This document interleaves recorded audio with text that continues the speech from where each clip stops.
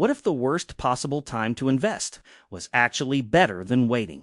Picture the unluckiest investor you can imagine. Every single time he had money ready to put into the stock market, he waited and waited until the market hit an all-time high. No dips, no discounts, just peak after peak after peak. You'd assume he was doomed, right? Now meet the second investor. She's patient, disciplined, and refuses to buy when the market feels expensive. She's waiting for a correction, a 10% pullback before she puts a single dollar in. Sounds smart. And then there's the third type, the one who never invests at all, paralyzed by fear, watching inflation silently eat away at their savings year after year. We already know how that story ends. But what about the other two? Is buying at all-time highs really more dangerous than waiting for a dip?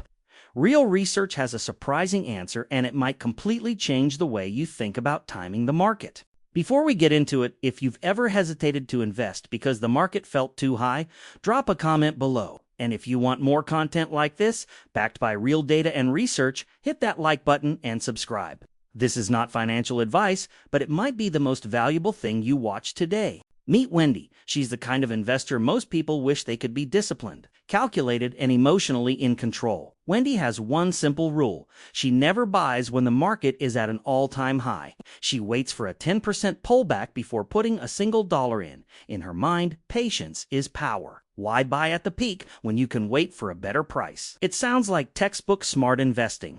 Now, meet Bridget. Bridget doesn't wait. Every time she has money available, she invests it. No hesitation, no strategy around timing. But here's the thing. Bridget has the worst luck imaginable. Every single year, without fail, she manages to invest at the absolute peak of the market, right before a drop, right at the worst possible moment. If there's a bad time to buy in, Bridget finds it every time. So if you had to bet, who do you think comes out ahead after 20 or 30 years? The answer feels obvious, right? Wendy waits for corrections, avoids overpriced markets, and enters at more favorable levels. Bridget just throws money in at the worst possible times year after year. Logic says Wendy wins, and it's not even close. But here's where everything you thought you knew about investing starts to crack. Because when researchers actually ran the numbers, looking at decades of real S&P 500 data, the results didn't match the intuition at all. The gap between these two investors was not what anyone expected, and understanding why changes everything about how you should think about market timing, stock market investing, and building long-term wealth. So let's talk about the research that actually put this to the test. The Archbridge Family Office ran a deep analysis using real S&P 500 data going all the way back to 1990. They compared 3 different investing strategies over decades of market history. And what they found is the kind of thing that makes you stop and rethink everything you thought you knew about building wealth in the stock market. The 3 strategies were simple. First, Wendy's approach: wait for a 10% market correction before investing. Second, Bridget's approach: invest at all-time highs every single time. And third, a completely random strategy. Just pick a random day and put your money in. No logic, no timing. If you had to rank them from best to worst, most people would put Bridget dead last. But the data tells a completely different story. Here's the part that changes everything. Investing at all-time highs actually produced higher average returns than waiting for a correction. Not just slightly better, meaningfully better, and it even outperformed random investing. The reason: all-time highs don't happen in isolation. They clustered together during bull markets, periods of strong corporate earnings, and real economic expansion. When the market is hitting new highs, it's usually because the underlying fundamentals are strong, and that momentum tends to continue. And that's where Wendy's strategy quietly falls apart. While she's sitting on the sidelines waiting for that 10% dip, the market keeps climbing. Days turn into weeks, weeks into months.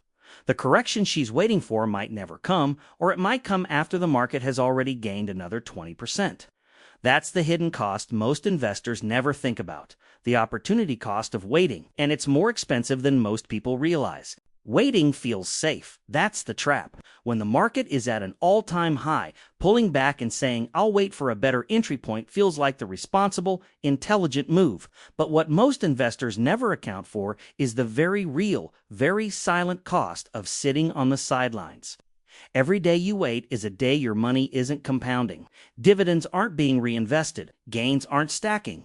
And time, the single most powerful force in long-term investing, is slipping away without working for you. Now let's talk about what actually happened to Bridget during the worst moments in modern market history. She invested right before the dot-com crash in 2000.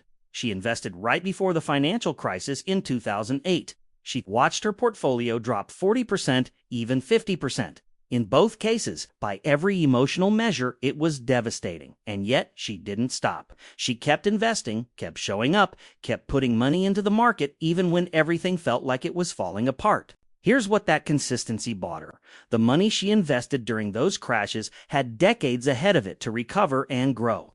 Those same positions that looked like catastrophic losses in 2002 or 2009 became some of the most powerful contributors to her long-term wealth. Because the market didn't just recover, it went on to reach levels nobody could have predicted. Time in the market turned those painful moments into incredible compounding machines.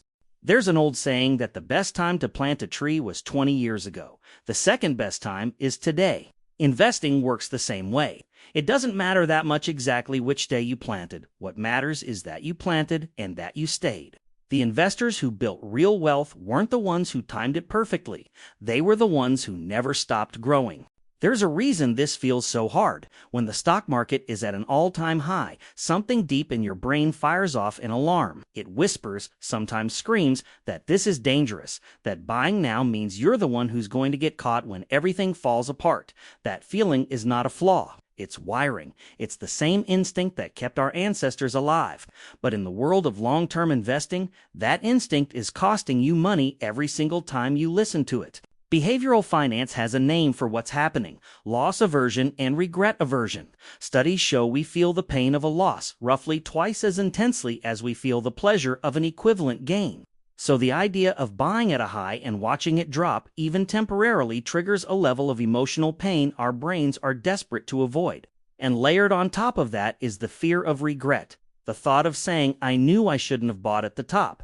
That combination is powerful enough to paralyze even experienced investors. But here's what the historical data on the S&P 500 consistently shows.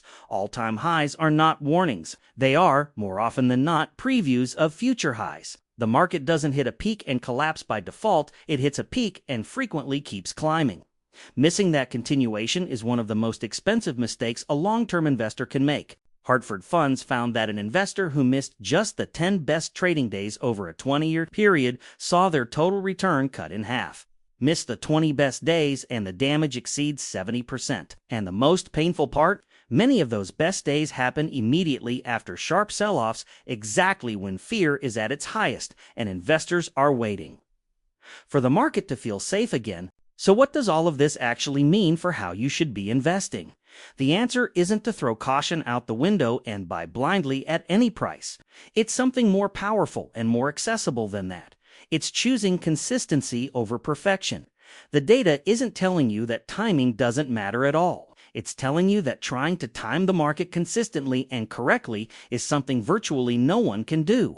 And the attempt itself is what causes most long-term investors to fall behind. This is exactly where dollar-cost averaging becomes one of the most validated strategies in long-term wealth building. The concept is simple. You invest a fixed amount at regular intervals every week, every month, every paycheck, regardless of where the market is. No waiting for pullbacks, no hesitating at all-time highs, no checking whether the economic conditions feel right.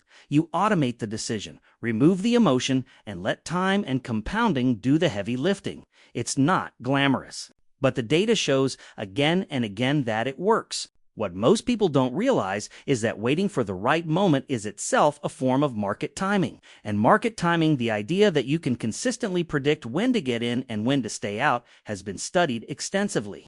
The conclusion is always the same. It hurts long-term returns more than it helps. Even professional fund managers with entire research teams and decades of experience failed to outperform consistent, disciplined investing over time. The edge in long-term investing was never about finding the perfect entry point. It was always about showing up month after month, year after year, whether the market felt exciting or terrifying. And there's one more layer to this story that makes it even clearer why that consistency is everything. Before we close this out, there's something important that needs to be said, and it's the kind of thing most investing content conveniently leaves out. Everything we've discussed so far, every data point, every study, every historical pattern, it's all built on the performance of the American market. And that context matters more right now than it has in a very long time. Here's what's quietly happening inside the S&P 500 that deserves your attention. Technology now accounts for roughly 41% of the entire index, a level of sector concentration we haven't seen since the dot-com bubble of the late 1990s. And beyond that, a small handful of mega-cap companies are responsible for a disproportionate share of the index's recent performance. What looks like broad market exposure on the surface is, in reality, a heavily concentrated bet on a specific sector and a specific group of companies. That's not necessarily wrong, but it's something every long-term investor should understand before assuming full diversification. This is where the MSCI All-Country World Index tells a different story. With over 2,500 companies spread across dozens of countries and sectors, the ACWI offers a level of real diversification that the S&P 500 simply doesn't. It captures growth across developed and emerging markets, reducing the risk that comes with being tied to a single economy, no matter how dominant that economy has historically been. Now, to be completely fair, the S&P 500 has historically delivered exceptional long-term returns, and it has outperformed the MSCI World over extended periods. That track record is real and it matters. But outperforming in the past doesn't mean it's as diversified as many investors assume. And in a market this concentrated, that distinction is worth thinking carefully about. Here's the truth this entire video has been building toward. The biggest threat to your long-term wealth was never buying at an all-time high. It was always waiting. Waiting for clarity that never comes. Waiting for a dip that may not arrive. Waiting while time, your most valuable asset in investing, quietly slips away. The data is clear. Consistency beats timing. Every single time. If you made it this far, this content was made for you. Subscribe to the channel so you never miss videos built on real data and investment psychology, not hype, not speculation. And if you want to go deeper on dollar cost averaging and how to actually implement it, that video is already on this channel waiting for you. Drop a comment right now saying I'm staying invested. It tells me this message landed and it helps more people find this content. Hit the like button. Share this with someone who's been waiting for the right moment and watch the next video on screen right now. The journey to building real wealth starts with the decision to start and keep going.